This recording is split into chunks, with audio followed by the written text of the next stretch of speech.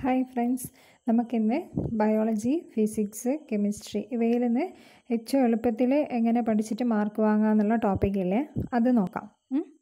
ഒരു joule per second എന്ന് പറഞ്ഞത് എന്താണ്? ഒരു വാട്ടാണ്. ഒരു ജൂൾ പെർ സെക്കൻഡ് എന്ന് പറഞ്ഞു കഴിഞ്ഞാൽ ഒരു വാട്ട്.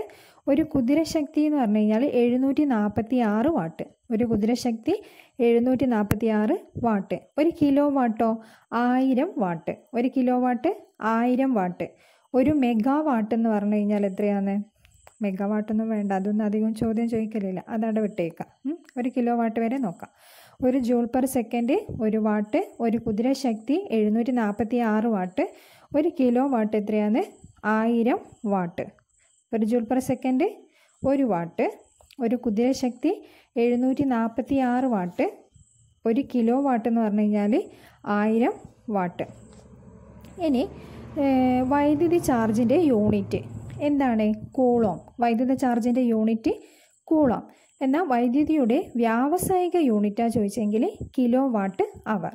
വൈദ്യുതിയുടെ വ്യാവസായിക യൂണിറ്റ് ചോദിക്കുമ്പോൾ എന്താ പറയേണ്ടത്? കിലോ വാട്ട് അവർ. വൈദ്യുത പ്രവാഹത്തിൻ്റെ യൂണിറ്റ് ആണെങ്കിൽ ആംബിയർ. വൈദ്യുത പ്രവാഹത്തിൻ്റെ യൂണിറ്റ് ആംബിയർ. അപ്പം വൈദ്യുത ചാർജിൻ്റെ യൂണിറ്റ് കൂളോം. വൈദ്യുതിയുടെ വ്യാവസായിക യൂണിറ്റ് കിലോ വാട്ട് അവർ. ഇനി വൈദ്യുത പ്രവാഹത്തിൻ്റെ യൂണിറ്റ് ആംബിയർ.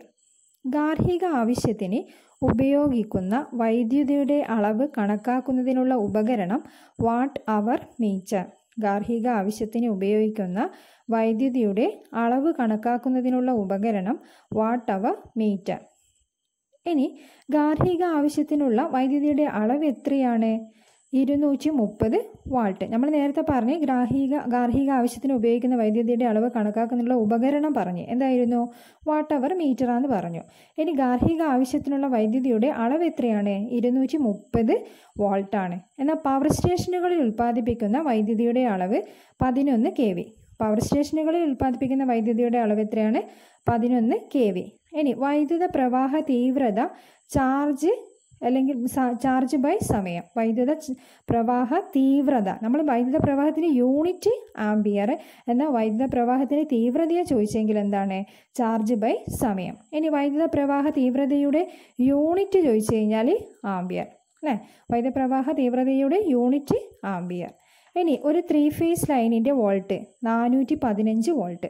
ഒരു 3 ഫേസ് ഇതാണെങ്കിൽ 3 ഫേസ് ലൈനിൻ്റെ വോൾട്ട് ആണെങ്കിൽ 415. എന്നാൽ ഗാർഹിക ആവശ്യത്തിനുള്ളത് 230. പവർ സ്റ്റേഷനുകളിലുള്ളത് എത്രയാണ്? 11 kV. ഇനി നമുക്ക് ഏത് നോക്കാം? കെമിസ്ട്രിയിൽ നോക്കാം. കെമിസ്ട്രിയിൽ നമ്മളന്ന് ഇതൊക്കെ പഠിച്ച് അല്ലേ? ഇലക്ട്രോനെഗറ്റിവിറ്റി ഏറ്റവും കൂടുതൽ, പോസിറ്റിവിറ്റി ഏറ്റവും കൂടുതൽ, ഇതൊക്കെ പഠിച്ച്. ഇനി ഹൈഡ്രജനെ കുറിച്ചിട്ടുള്ള കുറച്ച് കാര്യം. ജലത്തെ ഉൽപ്പാദിപ്പിക്കുന്നു എന്ന പേരിന് അർത്ഥമുള്ള മൂലകമാണ് എന്ത്? ഹൈഡ്രജൻ. ജലത്തെ ഉൽപ്പാദിപ്പിക്കുന്നു. പിന്നെ ഭാവിയിലെ ഇന്ധനം ചോദിച്ചു കഴിഞ്ഞാൽ ഹൈഡ്രജനാണ്. ഹരിത ഇന്ധനം എന്ന് പറഞ്ഞു കഴിഞ്ഞാലും ഹൈഡ്രജനാണ്. ഇരട്ടത്തലയുള്ള മൂലകം എന്ന് പറഞ്ഞു കഴിഞ്ഞാൽ ഹൈഡ്രജനാണ്. കലോറിഫിക് മൂല്യം ഏറ്റവും കൂടുതലുള്ള ഇന്ധനം ഏതാണ്? ഹൈഡ്രജനാണ്. അപ്പോൾ ഹൈഡ്രജൻ എന്തെല്ലാമാണുള്ളത്? ജലത്തെ ഉൽപ്പാദിപ്പിക്കുന്നു എന്ന് പേരിന് അർത്ഥമുള്ള മൂലകം. പിന്നെ ഭാവിയിലെ ഇന്ധനം. പിന്നെ ഹരിത ഇന്ധനം. ഇരട്ടത്തലയുള്ള മൂലകം. കലോറിക് മൂല്യം ഏറ്റവും കൂടുതലുള്ള ഇന്ധനം. ഇതെല്ലാം എന്താണ്? ഹൈഡ്രജൻ. അപ്പോൾ ഹൈഡ്രജൻ എന്തെല്ലാം? എൽജിഎസിന് എന്തായാലും ഉള്ള ഇതാണെന്ത്? ഹൈഡ്രജനും ഓക്സിജനും അല്ലേ? അപ്പോൾ എന്തെല്ലാമാണ്? ജലത്തെ ഉൽപ്പാദിപ്പിക്കുന്നു, ഭാവിയിലെ ഇന്ധനം, ഹരിത ഇന്ധനം, ഇരട്ടത്തലയുള്ള മൂലകം. പിന്നെ കലോറിക് മൂല്യം ഏറ്റവും കൂടുതലുള്ള ഇന്ധനം ഏതാണ്? ഹൈഡ്രജനാണ്. ഇനി ഭൂവൽക്കത്തിൽ കൂടുതലായി കാണപ്പെടുന്ന മൂലകങ്ങൾ ഏതെല്ലാം? Oxygen, silicon, aluminium. ഭൂവൽക്കത്തിൽ ഏറ്റവും കൂടുതൽ എന്തെല്ലാം ഉള്ളത്? ഓക്സിജൻ, പിന്നെ സിലിക്കൺ, പിന്നെ അലൂമിനിയം. എന്നാൽ അന്തരീക്ഷത്തിലോ? അന്തരീക്ഷത്തിൽ ചോദിച്ചു കഴിഞ്ഞാൽ ഏറ്റവും കൂടുതൽ നൈട്രജൻ ആണ്, പിന്നെ ഓക്സിജൻ, പിന്നെ ആർഗൺ. അപ്പോൾ അന്തരീക്ഷത്തിൽ ഏറ്റവും കൂടുതൽ ഏതാണ്? നൈട്രജൻ, അത് കഴിഞ്ഞിട്ട് ഓക്സിജൻ, പിന്നെ ആർഗൺ. എന്തെല്ലാം? നൈട്രജൻ, ഓക്സിജൻ, ആർഗൺ ആണ് അന്തരീക്ഷത്തിലുള്ളത്. ഭൂവൽക്കത്തിൽ ഏറ്റവും കൂടുതലുള്ളത് ഏതാണ്? Oxygen, silicon, aluminium. ഇനി ആവർത്തന പട്ടികയിൽ കുത്തനെയുള്ള കോളങ്ങളെ എന്ത് പേര് വിളിക്കും? കുത്തനെയുള്ള കോളങ്ങൾ ഗ്രൂപ്പുകളാണ്. ആവർത്തന പട്ടികയിൽ കുത്തനെയുള്ള കോളങ്ങളെ എന്ത് പറയുന്നു? ഗ്രൂപ്പുകൾ. എന്നാൽ ആവർത്തന പട്ടികയിൽ സമാന്തരമായ കോളങ്ങളുണ്ട് അല്ലേ? ആ കോളങ്ങളെ എന്ത് പറയുന്നു? പിരീഡുകൾ എന്ന് പറയുന്നു. അപ്പോൾ ആവർത്തന പട്ടികയിൽ സമാന്തരമായ കോളങ്ങളെ പിരീഡുകളെന്നും കുത്തനെയുള്ള കോളങ്ങളെ ഗ്രൂപ്പുകളെന്നും പറയുന്നു. ഇനി ആവർത്തന പട്ടികയിൽ എത്ര പിരീഡുകളുണ്ട്? 7 പിരീഡുകളാണ് ഉള്ളത്. അപ്പോൾ സമാന്തരമായിട്ട് വരച്ചത് എത്രയായിരിക്കും? 7 എണ്ണമായിരിക്കും. അപ്പോൾ സമാന്തരമായി, അതായത് ആവർത്തന പട്ടികയിലെ പിരീഡുകൾ 7 എണ്ണം, ആവർത്തന പട്ടികയിലെ ആകെ ഗ്രൂപ്പുകൾ 18. അപ്പം 18 ഗ്രൂപ്പുകളും 7 പിരീഡുകളുമാണ് എന്തിനുള്ളത്? ആവർത്തന പട്ടികയിലുള്ളത്. ആവർത്തന പട്ടികയിലെ ഏറ്റവും ചെറിയ പിരീഡ് 1-ാം പിരീഡും ഏറ്റവും വലിയ പിരീഡ് 6-ാം പിരീഡുമാണ്. അപ്പോൾ ആവർത്തന പട്ടികയിലെ ഏറ്റവും ചെറിയ പിരീഡ് ഏതാണ്? 1-ാം പിരീഡ്. ഏറ്റവും വലിയ പിരീഡ് ഏതാണ്? 6-ാം പിരീഡ്.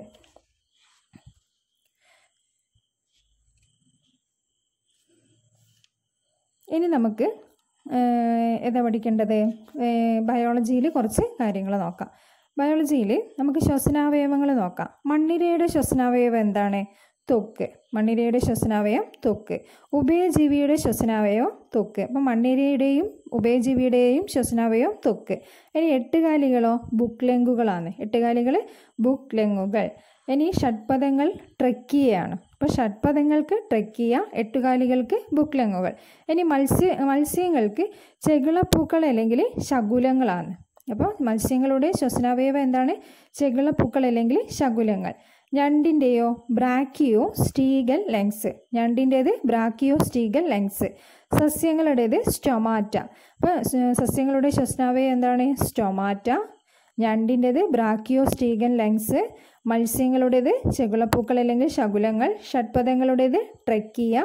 8 കാലികളുടേത് ബുക്ക്ലെങ്ങുകൾ. ഉഭയജീവിയുടെയും മണ്ണിരയുടെയാ ചോദിച്ചിട്ടുണ്ടെങ്കിൽ ത്വക്ക്. അധികം മണ്ണിരയുടെയാ ചോദിക്കില്ല. മണ്ണിരയുടെ ശ്വസനാവയവം ഏതാണ്?